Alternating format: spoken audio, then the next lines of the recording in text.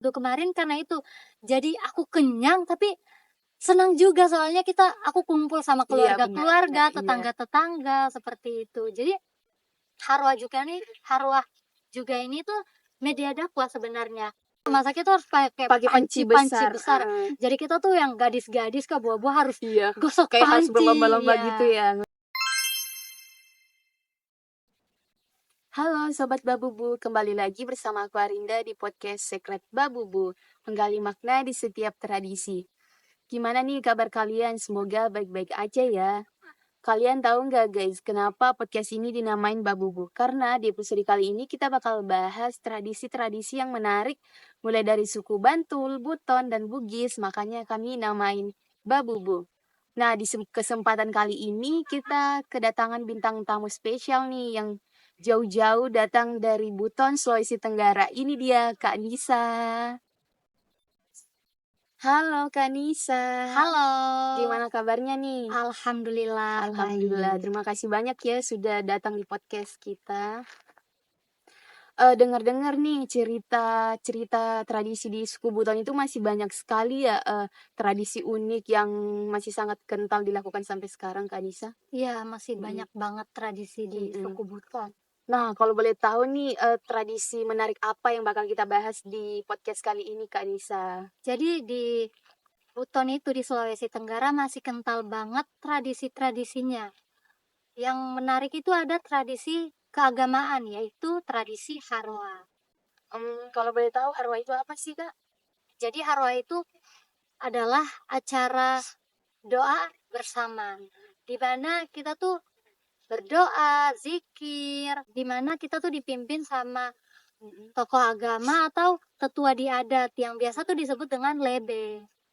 Jadi Harwa ini tuh bukan hanya tradisi tradisi adat aja, tapi dia ada ajaran agama Islamnya, di mana zikir-zikir tadi kita berdoa. Nah, biasanya tuh Harwa ini tuh dilakukan untuk memperingati hari-hari spesial Islam kayak Maulid Nabi, terus Hari Raya Idul Fitri. Kalau untuk keseharian itu kayak lahiran, terus ada akikah juga, sama kalau kita mau masuk rumah baru nih. Jadi sebelum kita menempati rumah baru kita tuh harwa dulu. Seperti Oke. Nah, kalau boleh tahu, proses pelaksanaan Harwa itu kayak gimana sih, Kak? Nah, itu kan tadi doa bersama. Jadi doa dipimpin sama lebe dalam bahasa Arab. Biasa juga diselingi dengan bahasa-bahasa lokal, bahasa Buton. Mmm. Terus habis itu, nah dalam proses pembacaan doanya tuh kita ada pembakaran dupanya juga. Tapi pembakaran dupa tuh nggak ada unsur kesyirikan atau menganut agama lain gitu. Jadi pure untuk supaya dalam proses kita berdoa, kita zikir itu tuh kita khusyuk. Kayak caranya tuh biar lebih sakral juga ya, Kak? Iya, seperti Mhm. itu. Terus habis pembacaan doa dan pembakaran dupa itu kita makan bersama. Jadi kita Mhm. mengelilingi hidangan dan kita makan bersama seperti itu.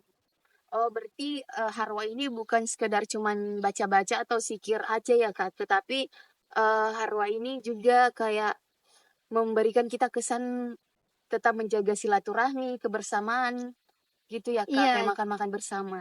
jadi itu yang menarik di Harwa. Selain kita doa bersama, kita tuh berkumpul dengan tetangga-tetangga.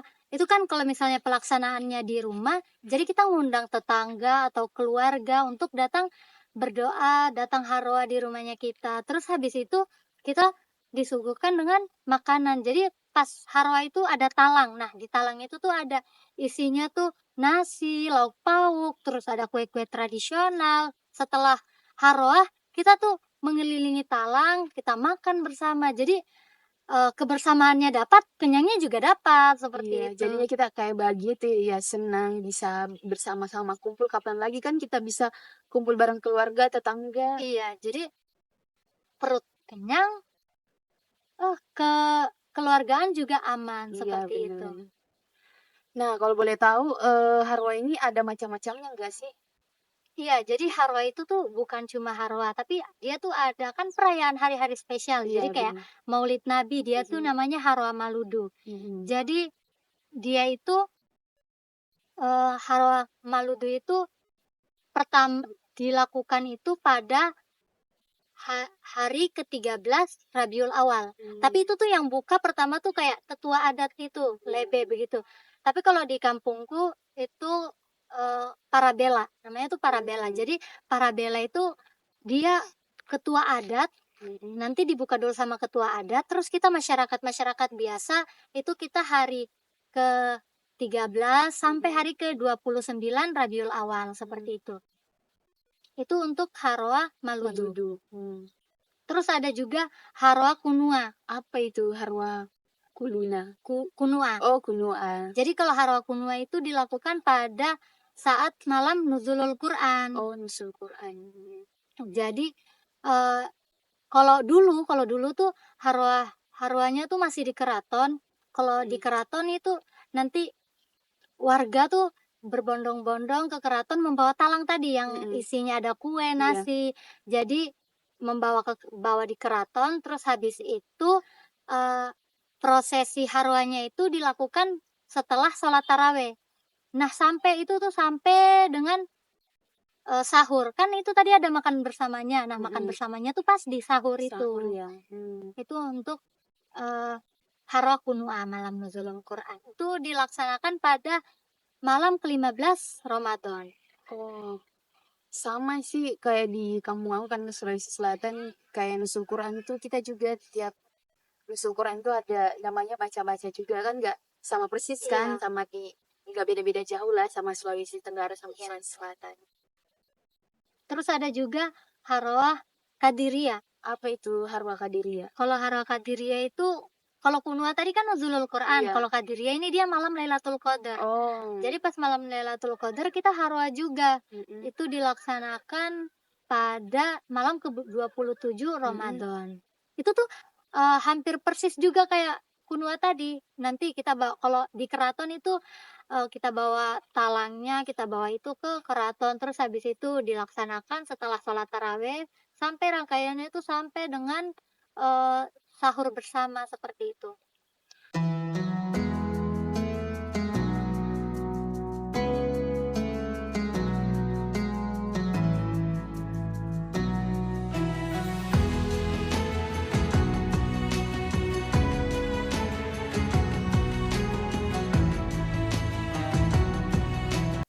Kalau boleh tahu Kak Nisa pernah ikut juga nggak di keraton gitu?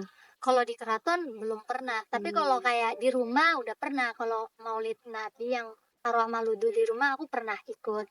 Jadi itu tuh seru banget. Jadi untuk persiapan makanannya tuh kita tuh bukan pesan catering, tapi kita tuh masak bersama. Jadi ibu-ibu, bapak-bapak, kalau bapak-bapak dia kayak tugasnya yang pasang tenda di depan. Terus tapi kalau bapak-bapak agak santai sih, tinggal tunggu nanti makannya aja. Karena kan yang kayak Kalau ibu-ibu itu kan kayak cewek harus full seharian kan buat makanan jadi gitu. untuk ibu-ibu memasak, kalau kita yang gadis-gadis, kalau di kampungku tuh disebut kabua-bua. Jadi kabua-bua. kabua-bua kita tuh anak-anak gadis, kita tuh kalau memasak nggak terlalu, tapi kayak kita cuci Cuman piring, bantu-bantu gitu doang ya. cuci piring. Nanti setelah makan bersama kita tuh cuci piring, terus kita apa sih yang lebih serunya tuh kayak kita gosok panci. Oh iya, Itu tuh bener-bener. kan makan Yang gosong gitu ya. makan itu kan makan besar. Jadi kalau masaknya tuh harus pakai Panci panci besar. besar. Jadi kita tuh yang gadis-gadis ke buah-buah harus gosok Kayak harus panci. berlomba-lomba gitu ya ngosongnya. Tapi itu seru juga kan. Itu yang serunya dari Harwa. Aku tuh senang ikut Harwa yang Maludu kemarin karena itu. Jadi aku kenyang tapi senang juga, soalnya aku kumpul sama keluarga-keluarga, tetangga-tetangga seperti itu. Jadi Harwa juga ini tuh media dakwah sebenarnya. Media dakwah dari para lebe-lebe tadi, para tokoh-tokoh agama. Jadi kan mohon maaf untuk yang kayak orang yang jarang baca Quran atau jarang sholat, dengan mengikuti Harwa ini kan tadi dengar yang kita zikir bersama, kita doa bersama, itu kan secara tidak langsung jadi kayak berdoa, berzikir seperti itu. Jadi itu tuh media dakwah juga para lebe kepada masyarakat. Jadi itu kan masyarakat kita bersama, berkumpul seperti itu. sampai itu aja yang udah nggak ada yang kayak lebih spesifiknya lagi. Udah sih itu. Jadi di itu apa? Selain tradisi adatnya, jadi Islamnya juga ada. Dapet ya. Iya, Islamnya juga ada. Terus kebersamaan, gotong royongnya, silaturahminya tuh Iya, dapat dapet banget. banget. Iya. Oke, jadi teman-teman, seperti yang dibilang Kak Nisa tadi, ternyata tradisi-tradisi yang ada di suku Buton itu, ternyata tradisinya sangat unik-unik loh. Nah, salah satu tadi tradisi yang Kak Nisa bahas itu ada namanya Harwa ya.